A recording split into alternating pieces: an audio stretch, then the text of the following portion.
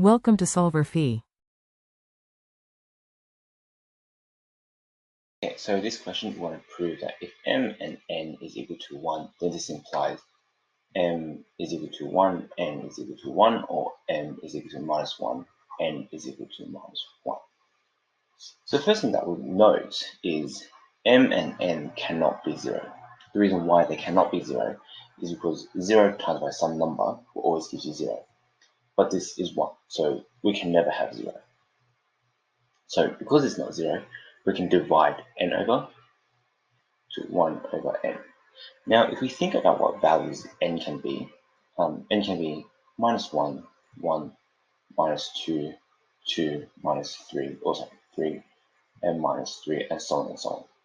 What we have though is if n is greater than, if n is equal to 2, 3, 4, blah, blah, blah, n is m will become an irrational number. But we have m and n are integers, not rational numbers. So therefore, n cannot be these numbers.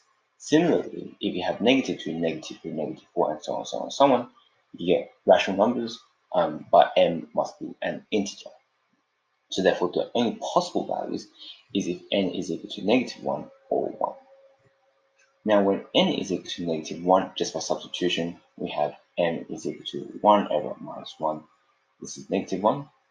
When n is equal to 1, we have m is equal to 1 over 1, so that's just 1. So hence, m is equal to 1, and m is equal to 1, n is equal to 1, which is this bottom case. M is equal to minus 1, n is equal to minus 1, which is this top case.